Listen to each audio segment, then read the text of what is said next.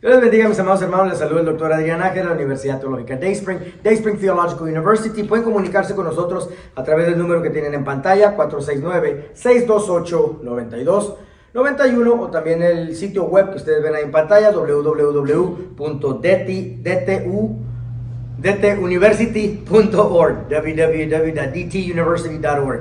Estamos estudiando el libro de Habacuc. Seguimos con nuestra segunda parte, que es el capítulo 2. El capítulo 2 de Habacuc. Después de esto seguiría un capítulo 3, que el libro de Habacuc, como ustedes saben, sigue, se compone de 3 capítulos. ¿Cómo sabemos que Jehová le responde a Habacuc? En el capítulo 2, pues tenemos un subtema, allá al principio del capítulo 2. ¿Qué es lo que dice el subtema antes de empezar el capítulo 2? Jehová responde a Habacuc. Jehová responde a Habacuc, exactamente. Aquí tenemos todavía a Habacuc hablando en el capítulo 2. Vamos a ver un tono algo agresivo. Vamos a ver un tono algo, we're going to notice a very defiant attitude from Habakkuk. Dice, versículo 1, sobre mi guarda estaré. O sea que voy a estar pendiente a ver qué me respondes. ¿Sí? Y sobre la fortaleza afirmaré mi pie. Fortaleza viene de la palabra forte, que es latín, y forte significa cuartel. Así como cuando Corintios dice que nuestra guerra no es contra sangre ni carne, sino para la destrucción de fortalezas, sino poderosas en Dios para la destrucción de fortalezas. Dice, Pablo está escribiendo que nuestras armas no son de carne ni sangre para la destrucción de fortalezas, sino poderosas en Dios para la destrucción de fortalezas. Si está diciendo, sino poderosas en Dios para la destrucción de fortalezas, entonces las fortalezas son de Dios o del enemigo. De Dios.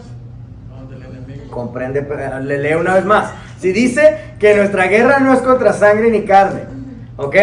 Sino poderosas en Dios para la destrucción de fortalezas. ¿Las fortalezas son de quién? ¿De Satanás o del enemigo? Del enemigo, exactamente. Entonces lo que está queriendo decir aquí, sino para la destrucción de fortalezas, está queriendo decir que fortaleza es un cuartel.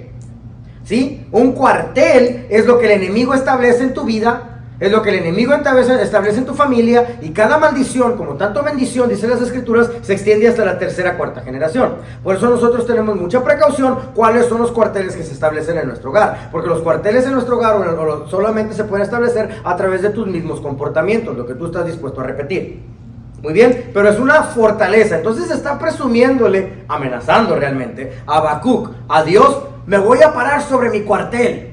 Miren, mis hermanos, por favor, estos muros alrededor de la ciudad, que tiene así como los cortes arriba, como tipo castillo, donde en este corte se pararían los arqueros para recibir al enemigo y poder pelear. Pues él está diciendo, me voy a parar en esta parte alta, ¿sí? Amenazando a Dios, me voy a parar en las fortalezas, ¿ok? Sobre la fortaleza firmaré mi pie y velaré para ver qué se me dirá.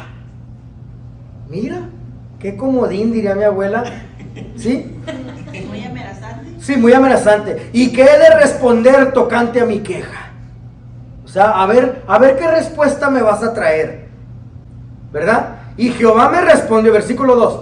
¿Notaste que en el primer capítulo Dios tardó 4 versículos dejando que Habacuc se ventilara, y luego en el versículo 5 le da respuesta? ¿Sí? ¿Te acuerdas que en el capítulo 1, aquí como que lo aguantó menos?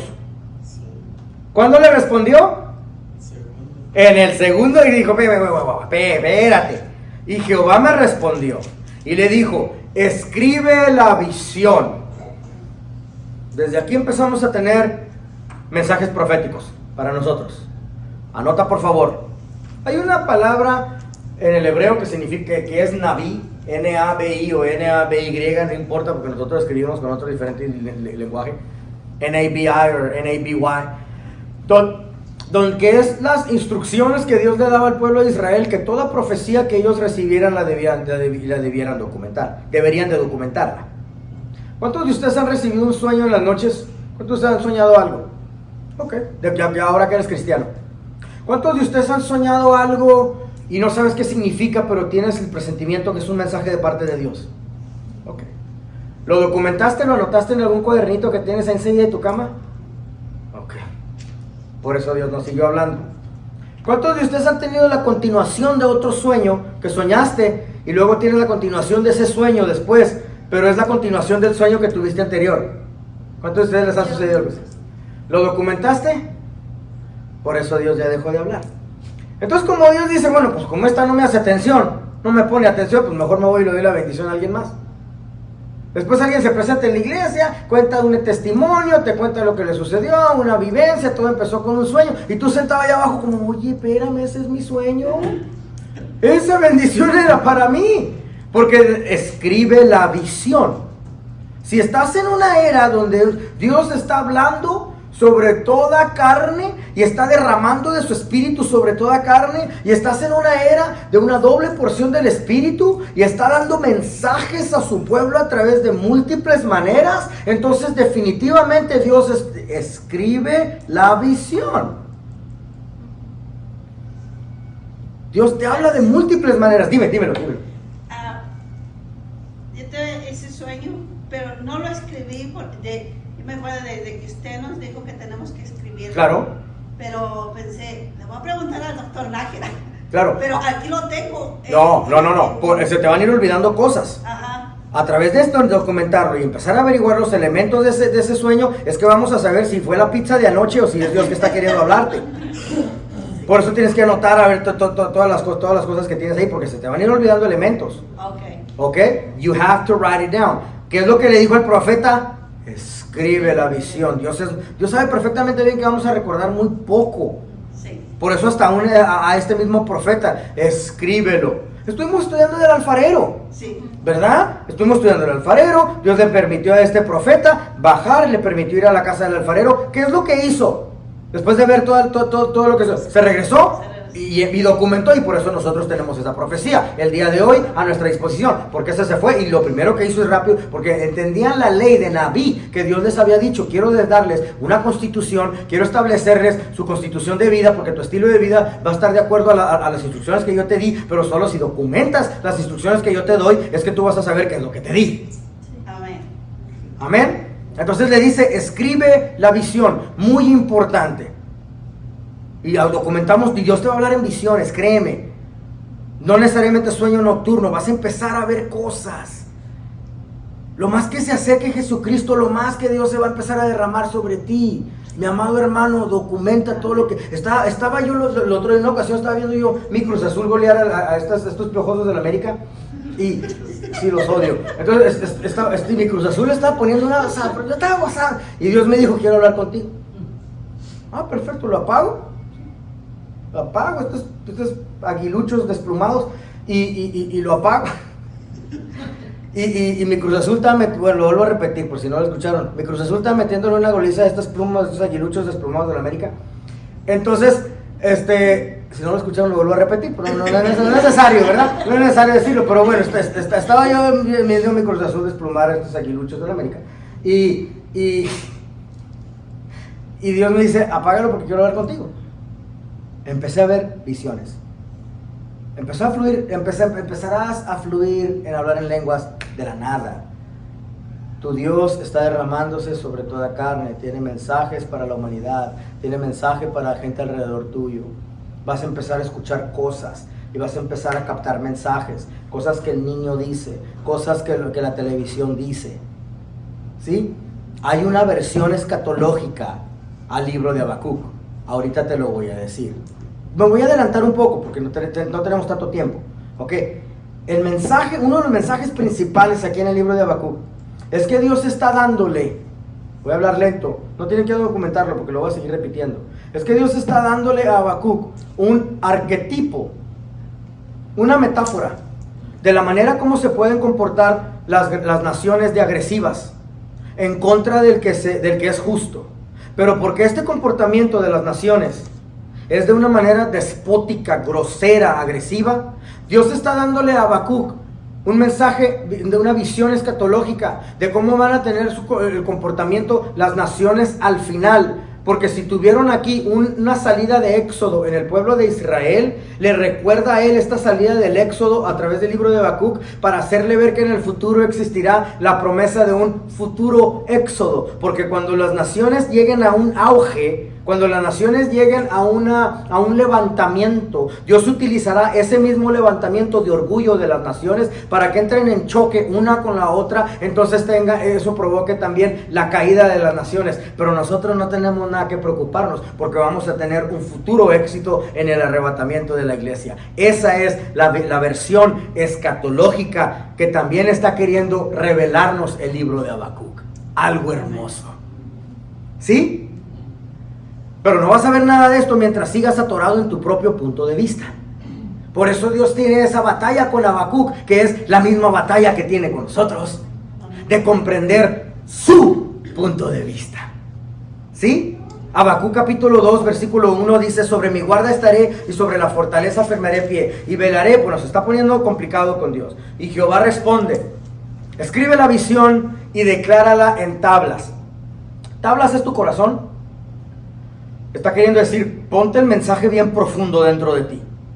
Porque Dios te da el decálogo, el estudio de los 10 mandamientos, decálogo, estudio de los 10. Dios da los mandamientos y le dice a Moisés que lo escriba ¿dónde? En tablas. Porque tablas, las tablas de piedra era el corazón del hombre. That's the reason why he had to write it in a rock. Because your heart is as hard as a rock. Porque tu corazón está tan duro como una roca. ¿Sí? Entonces cuando Dios dice, escribe la visión y declárala en tablas, Dios está diciendo, ponte esto y grábatelo en tu corazón, para que corra el que leyere en ella. Hace pensar como que está queriendo decir, para que huya el que la lea, para que corra el que leyere en ella. Eso no es lo que está queriendo decir. Lo que realmente está queriendo decir aquí en el hebreo es que está diciendo, quiero que lo escribas tan grande que aun si alguien pasa corriendo por ahí, lo pueda leer, la pueda ver. Exactamente. Hay un mensaje detrás de eso. Quiero un anuncio enorme. I want a billboard. I want something so big that if somebody goes through running, they can read it. El mensaje es, aunque mi trato contigo siempre será en privado, los procesos de Dios, mis respuestas siempre las haré públicas.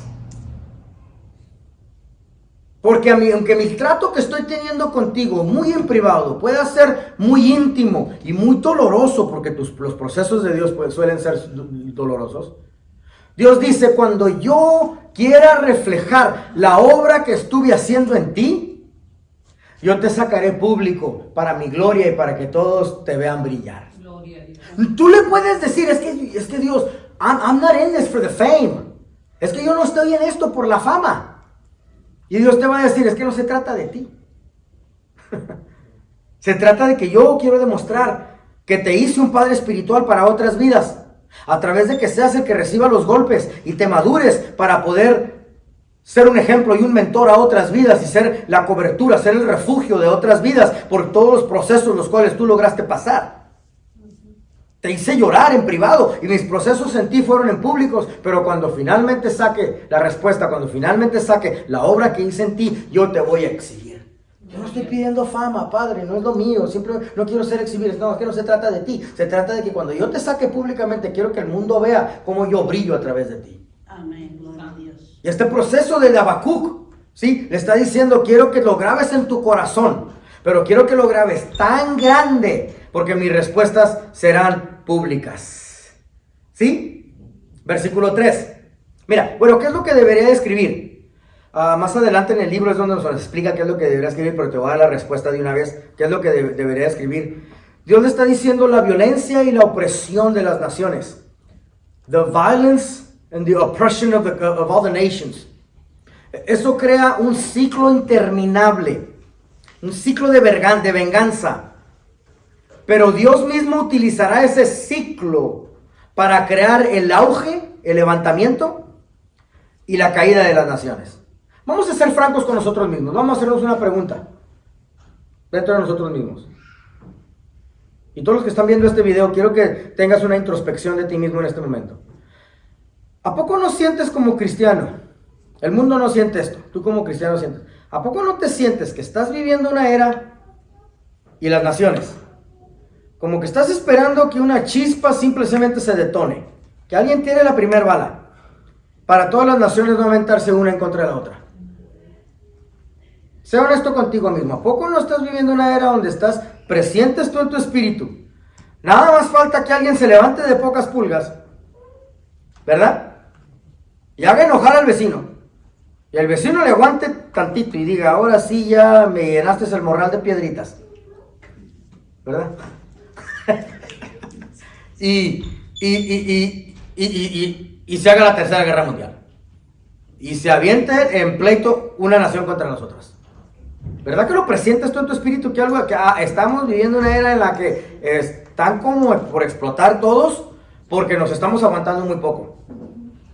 Pues Dios hará caer a Babilonia. Babilonia le está sirviendo, ¿ok?, a Habacuc como el arquetipo, porque está oprimiendo en violencia a las naciones. Pero esto es un ciclo interminable. Las naciones queriendo más, las naciones siendo todos los que resalten que yo tengo bombas atómicas, yo también tengo bombas atómicas. ¿Cuántos tanques tenemos? Tenemos tanques. Son de millones mis soldados, tengo más millones. Estamos viviendo ese ambiente, ¿verdad? En el que es un ciclo interminable de venganza, de orgullo, y algo está por explotar. Esa es la visión que Habacuc iba a documentar. ¿Ya? Pero no lo podemos comprender aquí porque le da nada más como las instrucciones sin darle qué es lo que anote. A través de la historia del resto de los capítulos es como sabemos qué es lo que debería documentar. ¿Sí? Seguimos adelante. Mira, el versículo 3, te vas a dar cuenta que ni cabe dentro de Habacuc.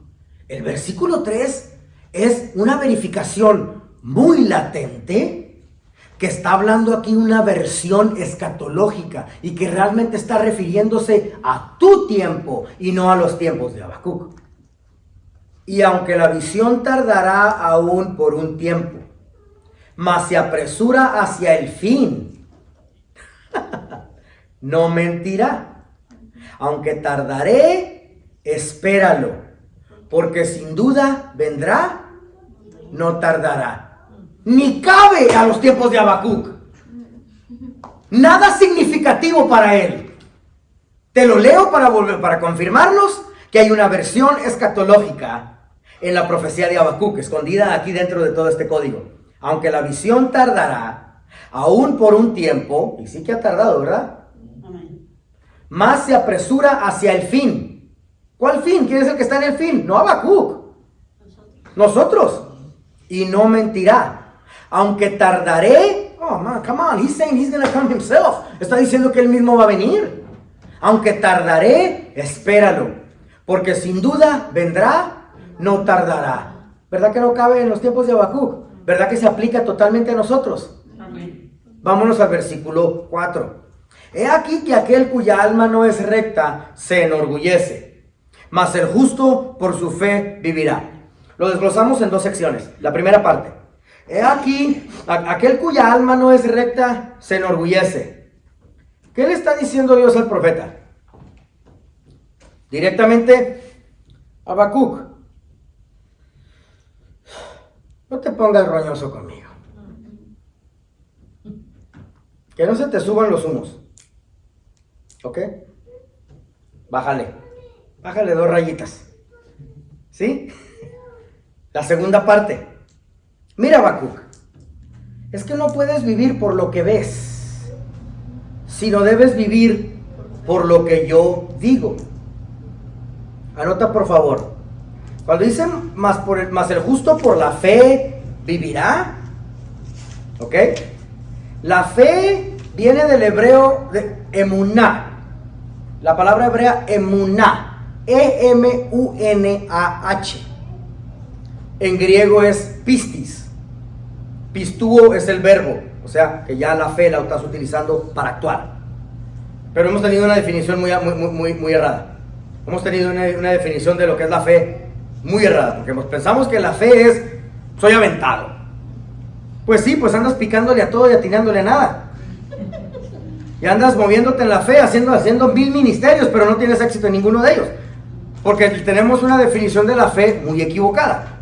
La fe en emuná es ver las cosas como Dios dice que son, no de la manera como nuestros ojos la ven.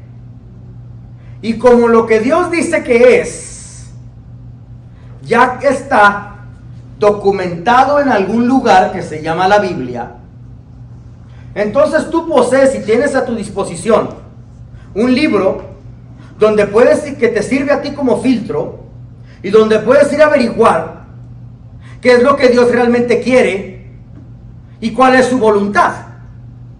Porque Él sí documentó en papel y letra lo que Él quería que se llevara a cabo.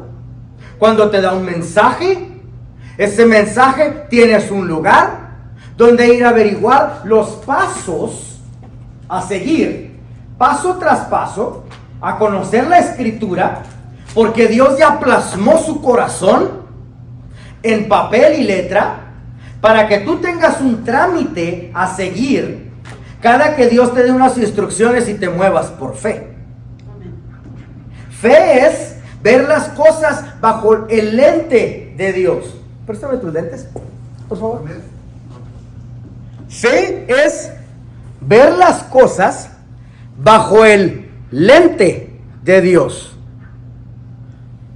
Porque si estás medio cegatón y cuando te pones los lentes, Mira bien. exacto, porque entonces ya tienes otra óptica. Ah, no, con esto estoy viendo hasta lo que están pensando. I can see what you're thinking, baby. A ver qué están haciendo mis perros allá, Brownie y Penny allá en la casa.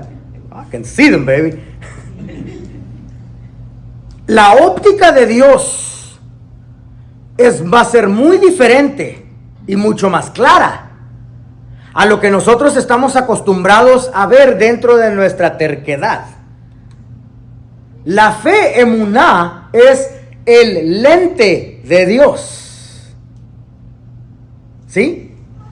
Cuando, ya que les expliqué las escrituras, te estás dando cuenta que puedes irte pensando que fe es ser aventado. ¿Ok? Y le picas a todo y le atinas a nada. Y vives una vida derrotada porque nunca le atinaste a nada. Y si Dios te gana a decir, entonces esto puede ser hecho. ¿Qué significa entonces que la fe mueve montañas? Significa que el mundo puede tener su propia manera de ver las cosas, pero que cuando a ti se te dan instrucciones, tú vas a una óptica bíblica, la palabra de Dios, porque es donde está plasmado el corazón de Dios. Y que si Dios dice que algo puede ser hecho, tú primero vas y buscas el punto de vista de Dios bíblico, sigues el paso y ya llegaste. No fue el aventado por toda la ciudad haciéndote famoso, persiguiendo profetas, apóstoles, evangelistas, campañas, atinándole a picándole a todo, atinándole a nada. ¿Sí? Que la fe mueve montañas significa que haces cosas más grandes con un solo paso, seguro. Eso es que la fe mueve montañas. Pero que si se tarda, porque algunas de las instrucciones de Dios se han tardado. Créeme, he tardado hasta décadas yo para que Dios me dé un continente cuando queremos expandir la universidad. Y le he pedido ese continente y por décadas he hecho el intento. Pero yo sé, Dios, que estoy en lo claro de que tú dices que ese es el continente donde debo trabajar. Y me sigues dando pistas que ese es el lugar. Entonces, que la fe mueve montañas significa que cuando Dios dice que algo puede ser hecho, y después de que hayas averiguado el filtro bíblico, el punto de vista bíblico, trabajas hasta que se logre alinear a lo que está bíblicamente. Eso es que la fe mueve montañas. Es que solamente hay dos diferentes tipos de personas en este mundo. Aquel que busca la óptica de Dios, el punto de vista bíblico, luchas hasta ajustarse a ese punto de vista bíblico y a la larga se le demuestra una vida victoriosa. Ese es un tipo de persona. El otro tipo de persona es el terco a su punto de vista. Se aferran a que Dios respalde tu punto de vista. ¿Y qué sucede a la larga? Muere no mirando nada. Mueren no mirando nada y siempre fracasan en sus planes. Y como viven frustrados en sus planes, constantemente sale de sus bocas críticas de los planes de los demás, porque ya este intento lo hicieron, porque ya este intento lo hicieron, porque ya este intento lo hicieron, porque ya este intento lo hicieron. Te fuera mucho más corto, rápido, eficaz, conciso y concesos si fueras a ir a averiguar qué es lo que todas las instrucciones que se te están dando dicen bíblicamente y en un paso llegaste a donde ibas a llegar. Amén. Métete cuanta más palabra de Dios puedas dentro de ti. Así es, amén. Porque entonces tus decisiones se empezarán a procesar de una manera bíblica, desde el punto de vista bíblico. Hemos vivido situaciones precarias, mi esposa y yo, no me da vergüenza decirlo en grabación. No, hemos vivido situaciones precarias de todo tipo, créeme. Yes, I have lived foreclosures. Yes, I have lived tortures, torturas. Sí he vivido críticas. Sí he vivido divisiones. Sí he vivido divisiones de iglesias, de escuelas precarias. Y sí nos quitaron una casa porque no pudimos hacer los pagos, otra casa porque no pudimos pagar el HOA, Homeowners Association. Sí nos han quitado carros. Yes, we have lived repossessions. Yes, we have lived foreclosures. Sí, los vecinos riéndose o enseguida de nuestra casa. Fue a tocarnos en una ocasión que se estaban llevando un carro.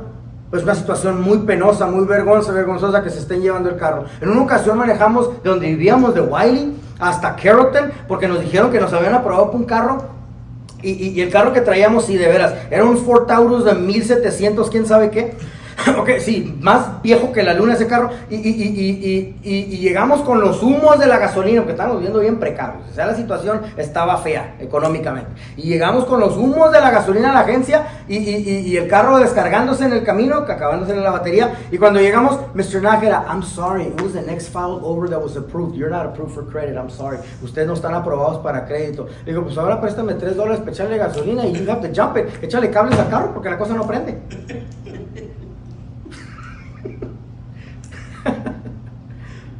Pero cada que sucedía una cosa, la respuesta de Dios era: métete cuanta más palabra puedas dentro de ti, porque tus decisiones de vida van a cambiar. Y nos volvería a suceder otra cosa. Dios, ¿qué está pasando? Métete cuanta más palabra de Dios puedas dentro de ti, porque tus decisiones van a cambiar. Y luego me arrestaban en un lugar, allá tratando de meter el mundo musulmán, el mundo comunista, la palabra de Dios. Dios, ¿qué está pasando?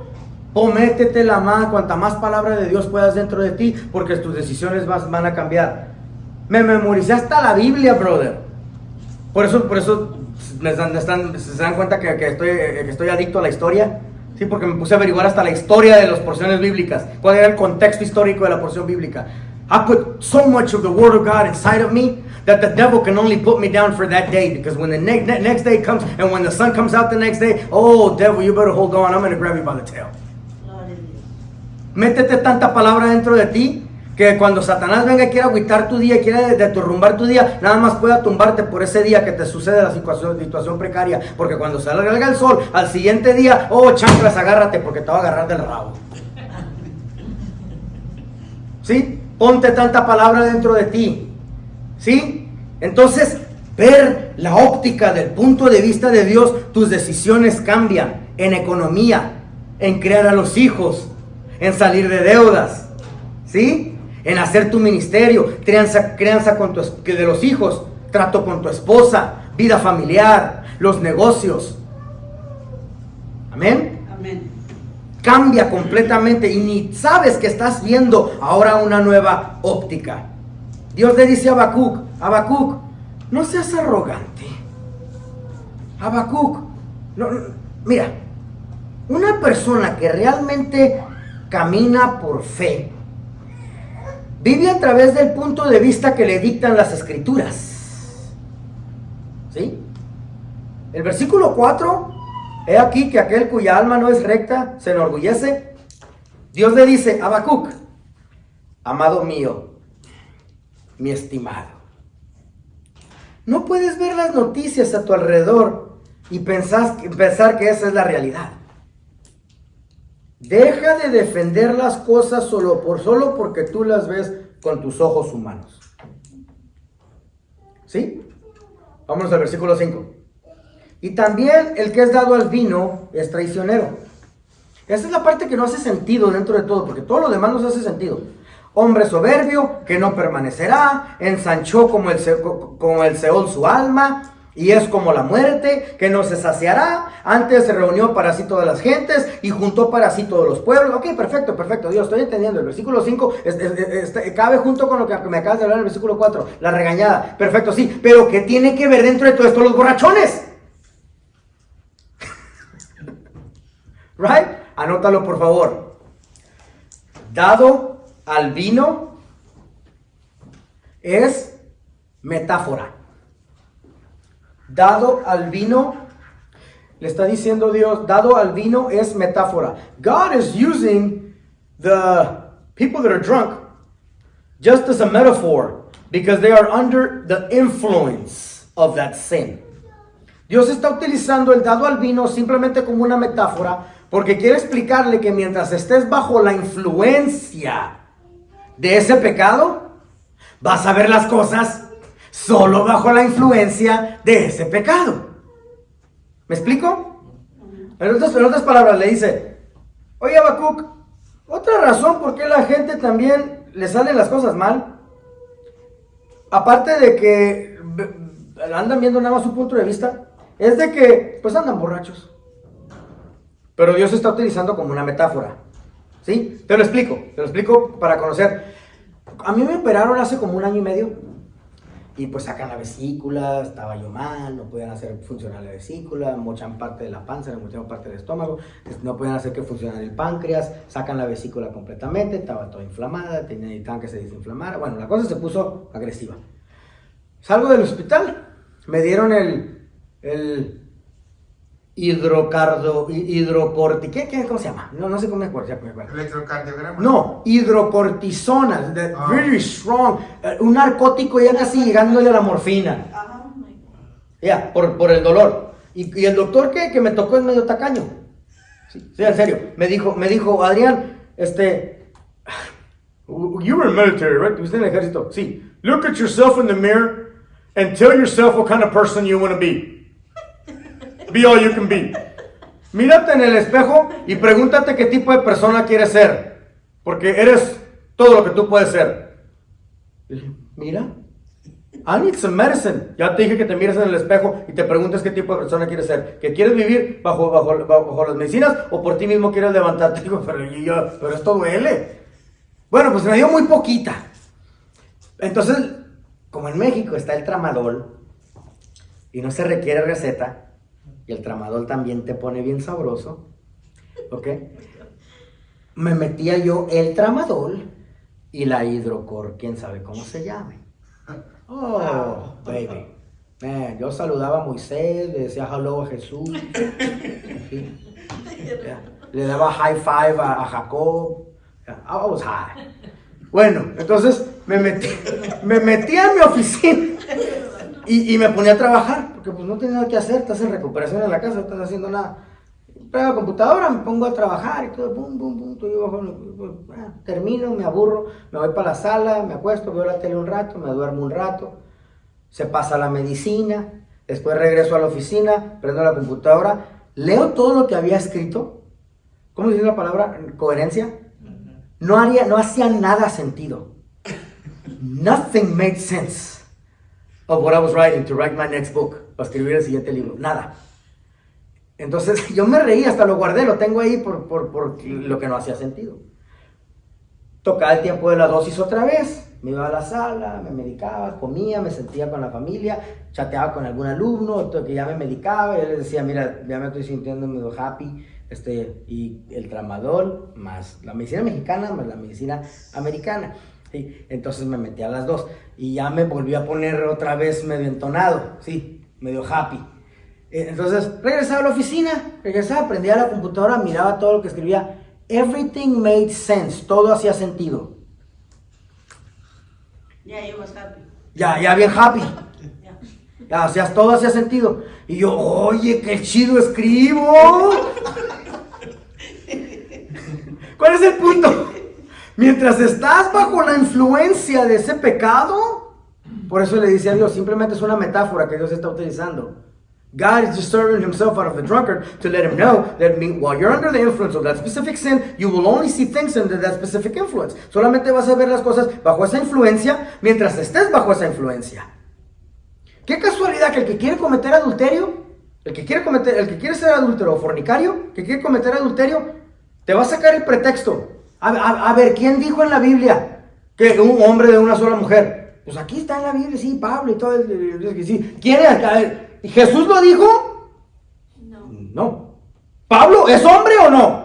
Sí. ¿Fue pecador? Sí. Yo estoy siguiendo a Jesús, yo no tengo por qué hacerle caso a Pablo. Mira, qué comodín. ¿Verdad? Dímelo. Muchos se agarran de que porque David. Que David. Sí, exactamente. O Sí. Salomón. O Salomón, sí, exactamente. Sí, estoy tratando con algunos empresarios, he tratado con algunos empresarios, consejería matrimonial o consejería familiar, y estoy tratando con uno ahorita, y he tratado con algunos otros. En una ocasión traté con uno en El Paso, Texas, me mandó volar para allá para tratar con su hijo, sacar a su hijo de la mota. Sí, se ponía bien sabroso el chavo, y sí lo logré sacar de la marihuana, ¿ok? El carro más humilde que tenía era un Bentley. Lo crucé para Ciudad Juárez. Sí, el Bentley. Yo tenía que ir a comer mis tortas de cola de pavo y quesos y quesadillas y todo, ¿sí? Y me llama porque tenía GPS el carro y me dice, ¿estás en Juárez? Le dije, sí, ando aquí con tu hijo. Fuimos a comer los cortes de Chihuahua. Y entonces me dice, ¿You took the car? ¿Te llevaste el carro? Para él era como arrancarle un pelo a un gato. Sí. El carro más humilde era un Bentley. Bentley es un carro de $250,000, sí, $280,000. El carro más humilde que tenía. Bueno, y el dilema que tenía con este empresario, que es el mismo dilema que tengo con la mayoría de los empresarios ricachones, es que como Dios ya los prosperó, y ahora ya hacen altas cantidades de billete, mucho dinero en sus empresas, ahora los diezmos ya no son cosas del Nuevo Testamento, supuestamente, ¿verdad? A ver, saca la Biblia, a ver, ponme los diezmos en el Nuevo Testamento, y te justifican que la tribu de Leví, y que sácame que la tribu de Judá, y que esto que el otro, y todo este tiempo que están sacándome con sus de esto, yo estoy en mi mente, no quiero decírselos, pero dentro de mi mente yo estoy, ¿cómo le hablo a alguien que está bien borracho, o bien drogado, bajo la influencia de su riqueza? Por la cantidad de billete, disculpen lo mexicanote que voy a hablar, por la cantidad de billete que ahora se tiene que mochar en los diezmos. ¿Sí? ¿Cómo convences a alguien que ahora está bajo la influencia de su riqueza? Por eso Dios utiliza aquí, diciéndole, mientras estás bajo la influencia del alcohol, solo vas a ver las cosas bajo la óptica de tu pecado. Y la raíz de todos los males. Exactamente. Se van a comunicar con ustedes cuando se hagan amigos de todos estos hindús, y qué bueno que ellos no hablan español, porque no van a entender lo que voy a decir en la grabación, ¿verdad? Que se van a hacer amigos y todos, y como son 1.300.000.000 en India, o como son 1.400.000.000 en China, ¿ok? Todos esos amigos que tengo ahí en Facebook, entonces, no les hagas caso cuando te manden pedir dinero. Hay muchos flojos, son vividores, ¿sí? Y tienen el pretexto de que quieren trabajar en el ministerio a tiempo completo. Y tengo todo, don't send them money, no les mandes, ya lo dije en inglés, no les mandes dinero. Comunícate conmigo primero para yo decirte qué tipo de personas son. Y yo les digo, pero es que Pablo no fue carga para nadie. Pablo trabajó así, pero yo no quiero ser como Pablo y quiero ser como Jesús. Y mira, ¿cómo te hago entender si estás bajo la influencia del pecado de la flojera? Right? Entonces, mientras la persona esté bajo la influencia, el punto aquí es el narcótico, el pecado. Bajo la influencia, solamente vas a ver las cosas bajo la óptica de esa influencia. Y todo le va a salir mal. ¿Sí? ¿Todos conmigo? Amén. Ok, perfecto. Versículos. Seguimos adelante. Después de ver el versículo 5. Del versículo 6 en delante entra una promesa de parte de Dios que se elabora, pero se elabora en una serie de 5 ayes. Describe la clase de opresión e injusticias que estaban perpetuadas por todas las naciones como Babilonia.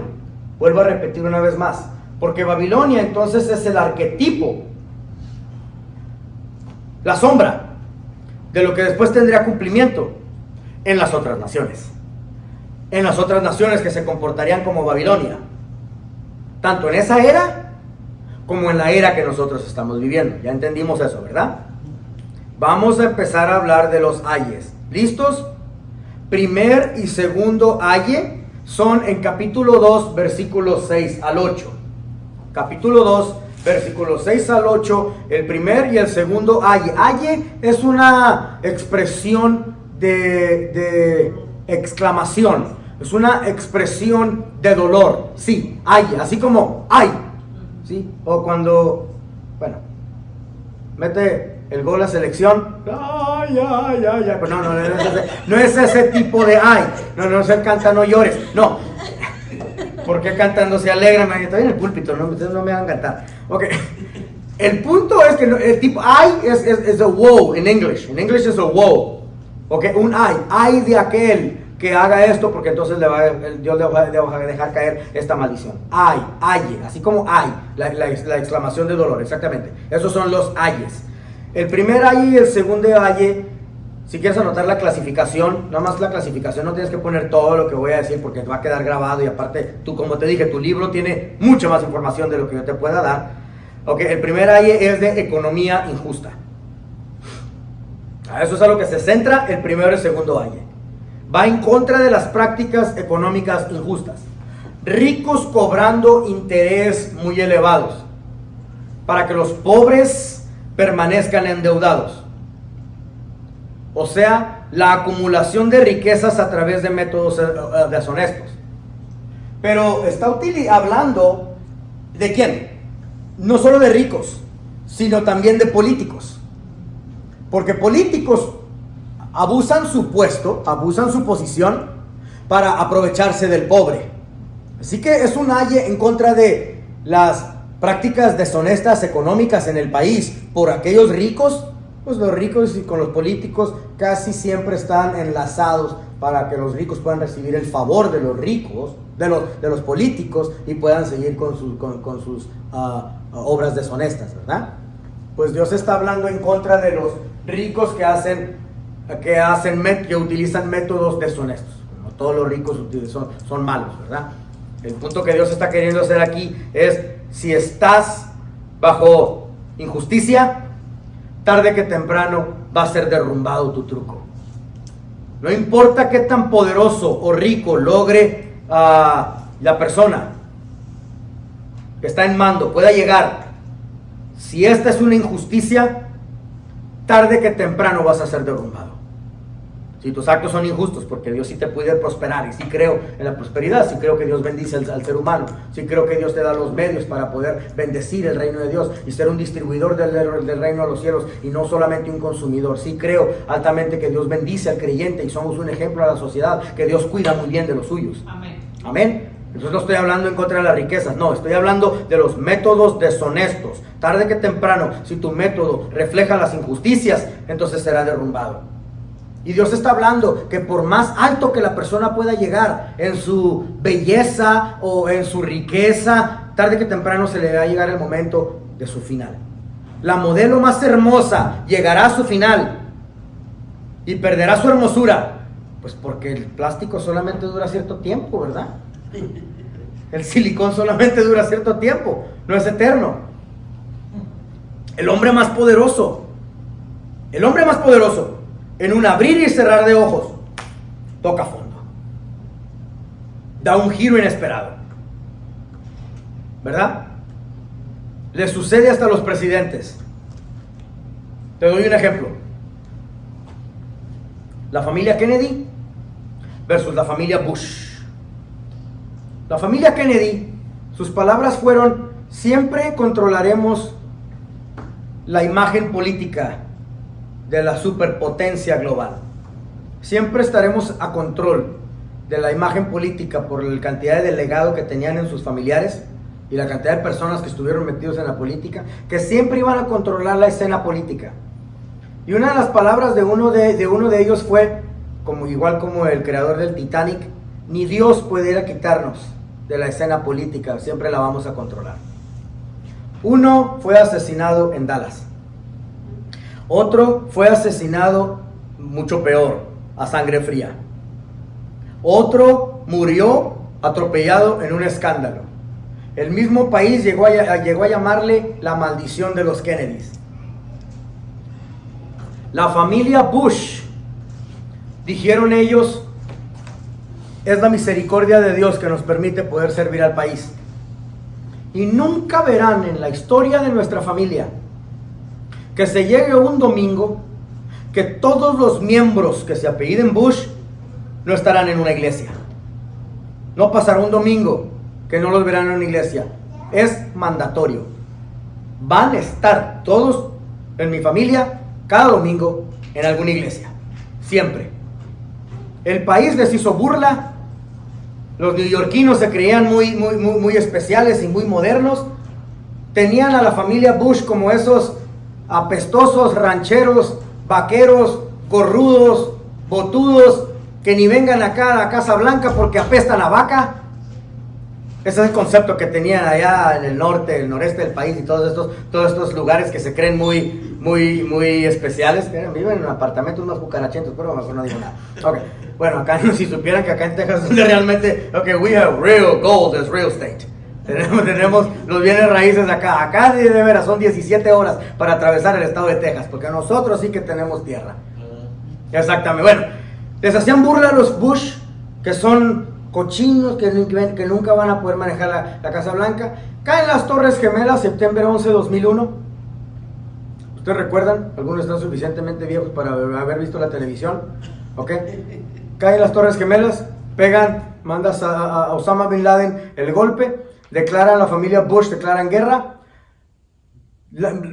estallan $370 millones esa tarde que bombardearon a Saddam Hussein en Irak. ¿Te acuerdas? En la tele, todo el mundo estuvo pegado a la tele viendo. $370 millones lanzaron en 5 horas porque estaban sacando todo el metal del país, porque tenías que volver a reconstruir televisiones, celulares, balas, artillería, misiles, y el metal se lo tenían que comprar a la familia Bush. La familia Bush se hizo multibillonaria a través del trato. Y siguieron controlando la escena política que todavía tiene mucha influencia. Hay una ciudad allá en Dallas, le digo ciudad porque sí lo es, que se llama Highland Park. Ustedes han estado ahí. Highland Park. 30 y algo por ciento, no sé si el 36 o 38% de Highland Park es adueñado por la familia Bush. 70% de los resorts en el estado de Texas, mi esposa y yo hemos estado en 2 de ellos, de los resorts donde vas y hay piscinas, albercas y toda la cosa, que son adueñados por la familia Bush. 70% del metal en los Estados Unidos es adueñado por la familia Bush. Por el dictamen que ellos dijeron, cada domingo vas a ver a todos nuestros miembros mandatorio en la casa de Dios adorándole. Dios está diciéndole a Habacuc, nadie estará amando o en control por siempre. Yo observo el corazón de los ricos, yo observo el corazón de los políticos. El aye número 1 y aye número 2 es en contra de estas prácticas económicas injustas, de la manera como tratas el dinero y la manera como una persona se le sube a la cabeza la posición que pueda tener. No han de levantar todos estos refranes sobre él y sarcasmos contra él. Dirán, ay del que multiplicó lo que no era suyo. ¿Hasta cuándo había de acumular sobre sí prenda tras prenda? ¿No se levantarán de repente tus deudores y se despertarán los que harán temblar? ¿Y serás despojo para ellos? ¿Verdad que está bien cantinfleado? Está como si lo lees así solo de la Biblia, no lo vas a entender. Por eso necesitas a alguien que te lo explique. Versículo 8. Por cuanto tú has despojado a muchas naciones, todos los otros pueblos te despojarán, a causa de la sangre de los hombres y de los robos de la tierra, de las ciudades y de todos los que habitan en ellas. Ese es el primer y el segundo aye. ¿Van juntos? ¿Listos? Segundo aye. Perdón, tercer aye. ¿Sí? Tercer aye es capítulo 2, versículos 9 al 11. Trata con la esclavitud. Es una crítica a la esclavitud o cómo se trataban los humanos como animales. Los amenazaban con violencia si no producían. ¿Podrá el ser humano colocarse en un lugar tan alto, en una roca tan alta o en un pedestal tan alto que no sea vulnerable para Dios? Obvio que no. Obvio que no.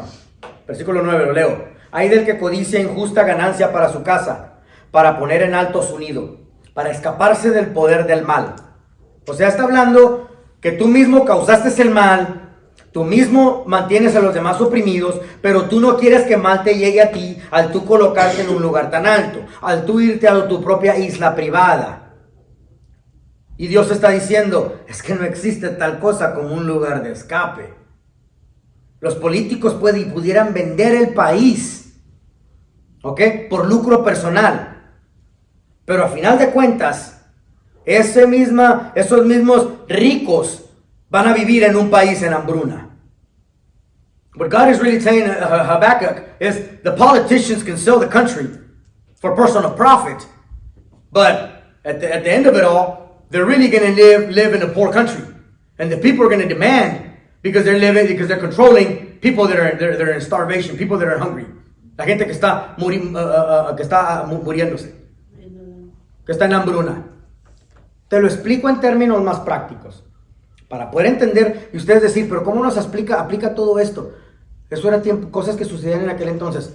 No, estamos viviendo esos mismos tiempos de esclavitud. ¿Alguno de ustedes sabe lo que significa la palabra déficit en un país? Cuando un país le debe dinero a otro país, ¿y por qué suceden los préstamos? ¿Alguien sabe? ¿No? Ok, te lo explico rápidamente. Los Estados Unidos tienen 4 días de festivos. Perdón. Los Estados Unidos tienen 7 días festivos oficiales. Japón tiene 4 días festivos oficiales. Por esa diferencia de 3 días de pérdida de dinero que no se produce porque el país no trabajó, en ese día se pierden no millones, el país pierde billones de dólares. You remember this in history. I think you've studied deficit, right? Sé que has estudiado las deficiencias de un país, de los préstamos. Who are we in debt with the most? ¿Con quién estamos en deuda más? Japan. Con Japón. Con Japón es el que nos hace los préstamos. Ok. Bueno, por esa diferencia de 3 días, cada día que no se produce, ahora el país sí quizás tenga el recurso para poder sacar el país adelante. Pero no hace sentido lógico que utilices los centavitos que tienes para poder cubrir la deuda. Es como tú tienes ahorita tu dinero en tu cuenta bancaria. Ok, sé lo que está pasando por tu mente, no te metas con mis $40. Ok, tú tienes tu dinero en tu cuenta bancaria ahorita, lo que está ahí. Sí, tus $150. Ok, lo que tienes ahí en la cuenta. Y tienes deuda de hipoteca, tienes tarjeta de crédito, se debe la luz, cualquier cosa. No vas a utilizar tus $40 para mandárselo al banco y quedarte en la nada. ¿Por qué? ¿Por qué? Porque necesitas esos $40 para que coma tu familia esta semana. ¿Verdad? No se los vas a mandar simplemente porque se los debes y quedarte tú en la nada. No. Bueno, pues así el país tiene su dinero para poder sustentarse. Pero no lo utiliza porque necesita el operativo, el día a día. Entonces prefieren pedir dinero prestado. Como colateral, como empeño, as a collateral, ¿ok? Necesitaban tener un empeño para poder sustentar el poder de compra. ¿Qué es lo que se utilizó como el empeño? What was the collateral that was used? Lives, vidas. Cuando se escribió el contrato del dinero para que se lo prestaran, fue en los tiempos de la esclavitud, final de 1700, principio de 1800. Cuando empezó a pedirlo desde el establecimiento de los Estados Unidos, que se estableció en 1776, y su ejército fue establecido en 1775 de los Estados Unidos, desde el principio de 1800 empezaron a pedir dinero. Ok, préstamos. Pero en ese entonces había esclavos. Entonces, como colateral, como empeño, se utilizaron el número de seguro social de los ciudadanos del país. Si Japón llegara a decir, quiero colectar mi deuda y quiero que empieces a pagar, súbeme en un barco 500,000 fulanos porque necesito esclavizarlos. no sucedería por el tipo de economía en la que estamos. No sucedería. It's not gonna happen. It's not ever gonna happen. Nunca va a suceder porque no estamos en ese tipo de economía. Pero sí, pero como empeño están las vidas de los ciudadanos del país. No sé si sabías eso. Tu vida está empeñada por el préstamo que el país pidió. Ahora, agarra este concepto y multiplícalo por todas las naciones del mundo. Nada más falta que alguien se levante de malas pulgas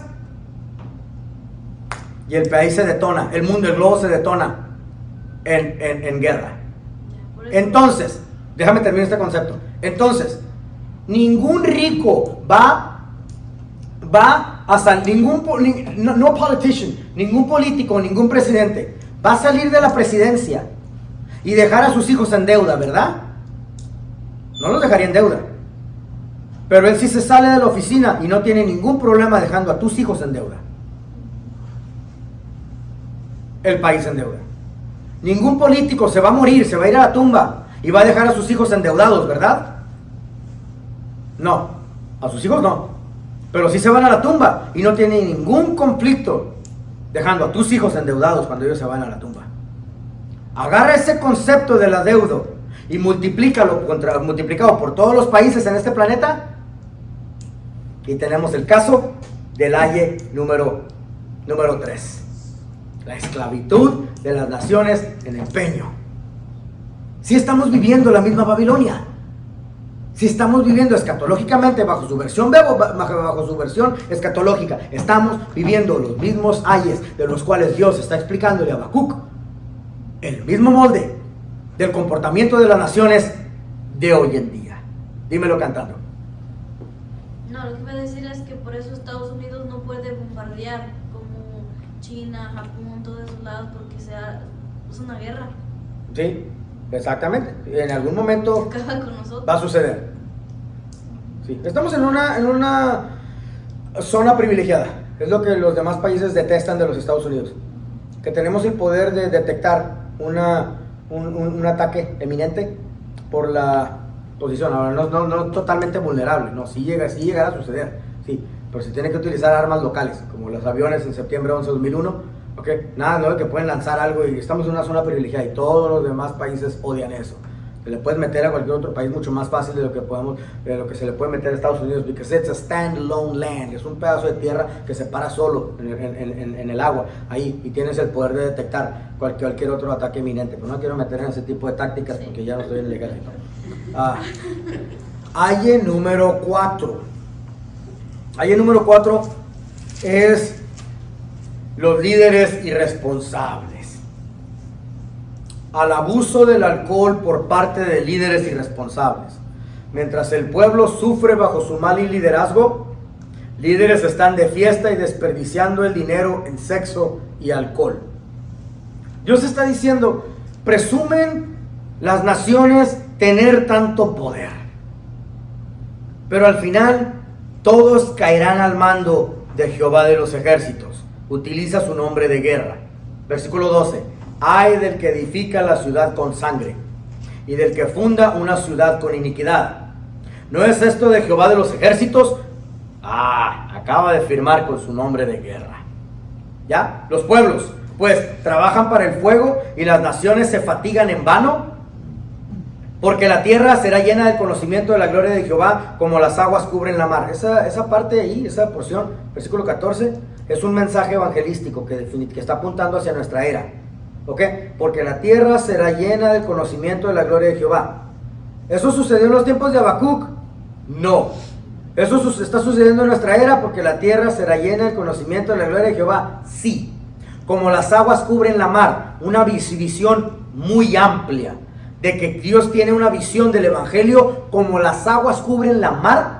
¿Verdad que ese es el tipo de visión que nosotros tenemos del evangelio? Exacto, pero no sucedía en los tiempos de Habacuc. Otra porción que apunta completamente y confirma la versión escatológica del mensaje que Habacuc está queriendo decirnos a nosotros, que es para nuestra era. ¿Ya? El aye número 4 está queriendo decir, versículo 15, ay del que da de beber a su prójimo Ay de ti que le acercas tu hiel, o sea, tu veneno, y le embriagas para mirar su desnudez. El versículo 15 utiliza el beber a alguien más. Son aquellos que, como cuando dice da de beber a su prójimo, son aquellos que logran incitar a otros a enviciarse en cualquier adicción, droga, alguna costumbre, alcohol, maña, lo que sea, con el fin de tomar ventaja de ellos, ¿verdad? Doble daño. Te doy un ejemplo. El vendedor de drogas en las calles que logra enviciar a alguien con tal de prostituirla, ¿verdad? Con tal de prostituirla, porque dice al final del versículo, y la embriagas para mirar su desnudez. Exactamente. De una mujer, ¿no? Que como que le den, la engañen o le den una bebida y ya se aprovechen y la secuestren, se la lleven. Y lo que quieren es, la embriagas para ver su desnudez. Doble mal. Vamos a hablar en términos todavía más peligrosos. Les voy a dar un ejemplo todavía bien agresivo. No les va a gustar el ejemplo, pero es el tipo de mundo en el que estamos viviendo.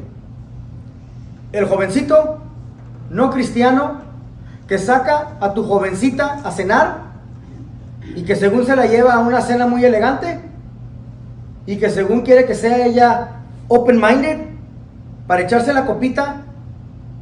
¿A dónde va? Come on, seamos francos. ¿A dónde va con todo esto? A la desnudez. La embriaga para llegar. Él no quiere alimentarla, créeme. He's not in the day to feed her. He's not in it to feed her. Él no está para que pruebe un nuevo steak. ¿Qué trae en mente este chavo? Y la embriaga para llegar a su desnudez. Right? Así que este truco que se está jugando aquí de Habacuc, que hace 5,000 años, hace 5,000 años, okay, el día de hoy el jovencito piensa que está reinventando la rueda. Come on, that's the oldest trick in the book. Este truco ya tiene miles de años, que ya está escrito, aquí está en la Biblia, está, imagínate. ¿Sí? Ok, versículo 16. Te has llenado de deshonra más que de honra. Bebe tú también y serás descubierto. El cáliz de la mano derecha de Jehová vendrá hacia ti, y vómito de afrenta sobre tu gloria. Aquí está hablando de la misma persona. Está mal que alguien te incite a alguna adicción, sí, pero está aún peor que tú seas el mismo que te haga adicto. Right? Te doy un ejemplo. Algunas familias con las que estoy tratando, ¿okay? Estoy tratando con borrachones, estoy tratando con adictos de droga, estoy tratando así con diferentes personas en la consejería, ¿ok? Y uno, su pretexto de por qué se mete las pastillas, es porque está escapando de los problemas que tengo en esto. Come on, all you're doing is piling up a new problem on top of it. Estoy escapando de los problemas de esta vida. Estás empalmando otro problema encima de la bronca que, según me dices, de la bronca que estamos tratando. ¿Ok? Estoy ayudándote. Estás viendo cómo es. El versículo 16 está hablando de ti mismo. ¿Sí? Pero es que yo he sufrido toda mi vida. Vi a mi padre desde que yo era niño en el alcohol.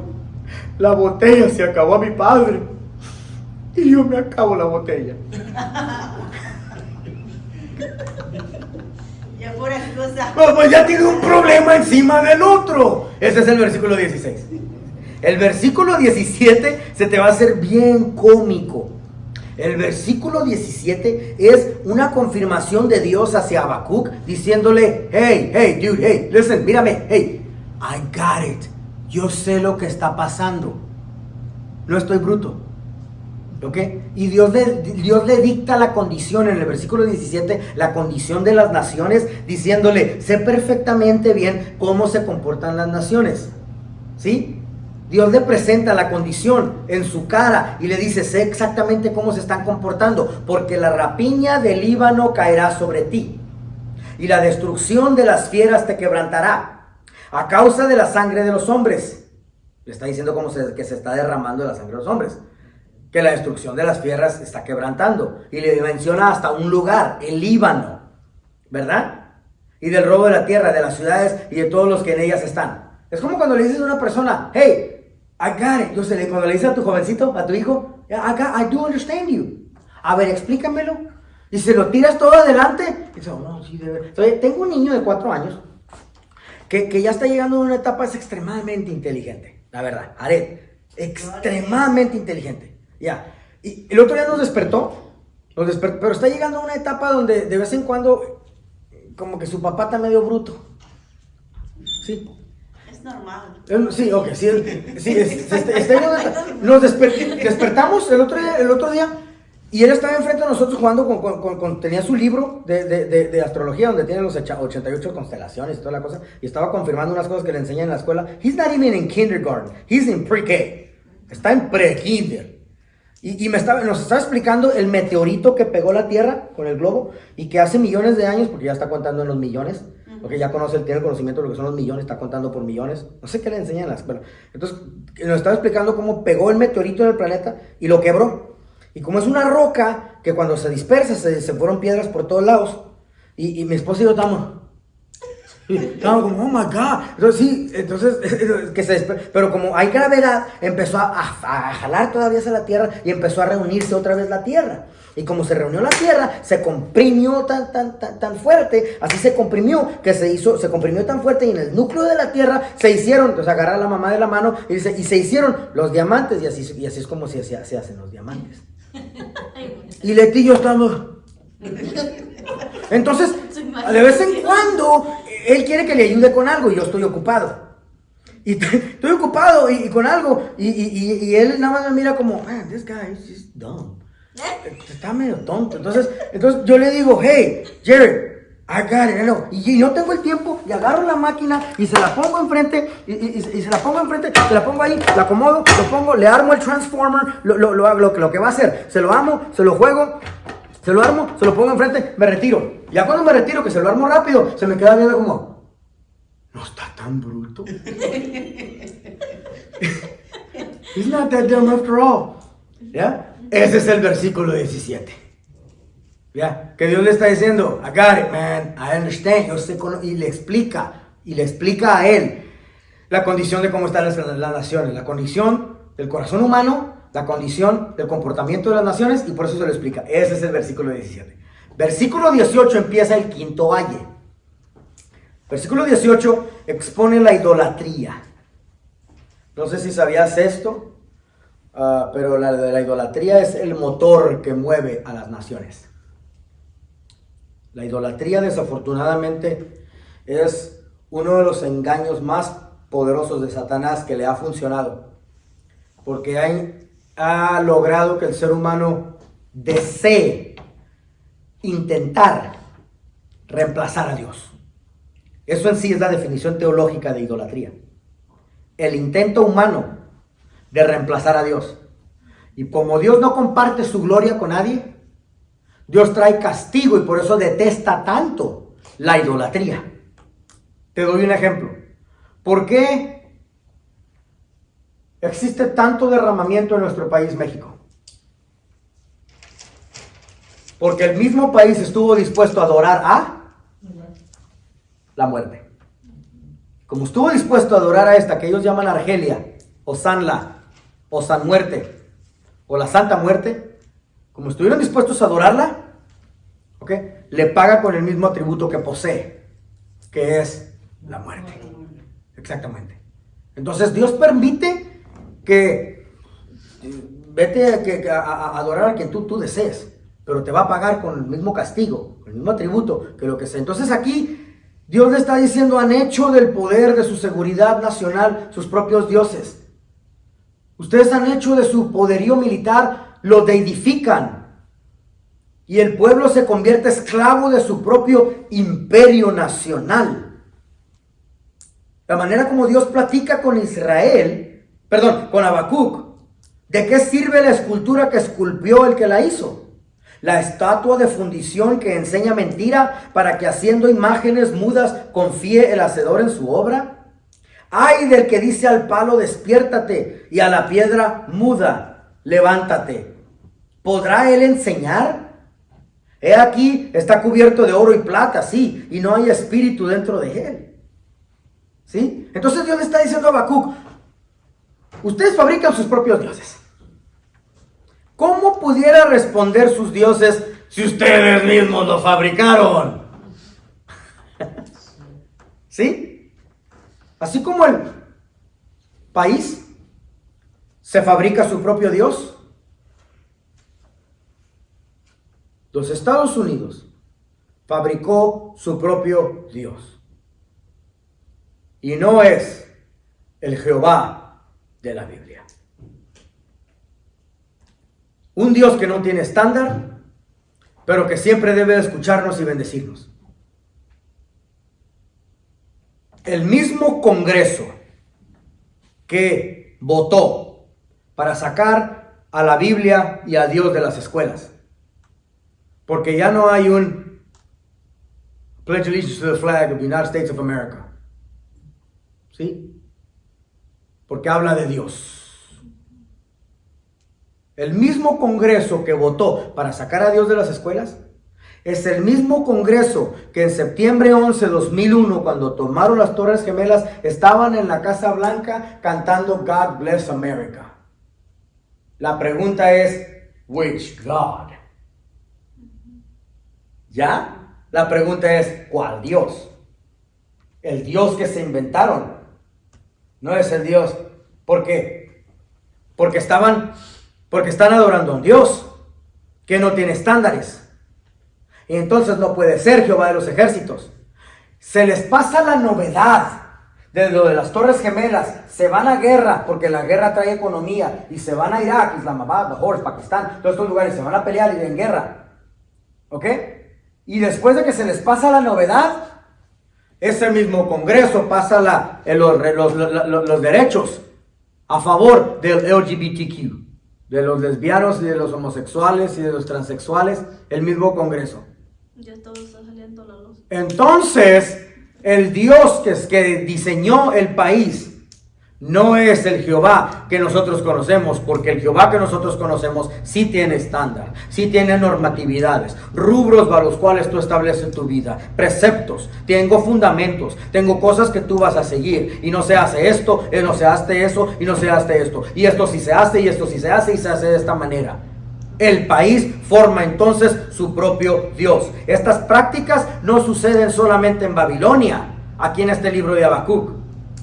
Dado a la condición humana, la mayoría de las naciones, Habacuc aquí está diciendo, eventualmente se convertirán en Babilonia.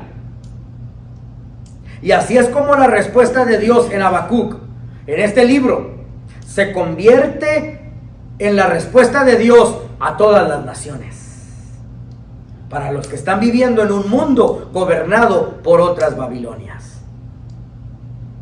Ya estamos comprendiendo la versión escatológica de Habacuc. Entonces sí es profecía. Y profecía diríamos, wow, ¿verdad que es mucho más potente que solo andar hablándole promesas a tus amigos en un culto?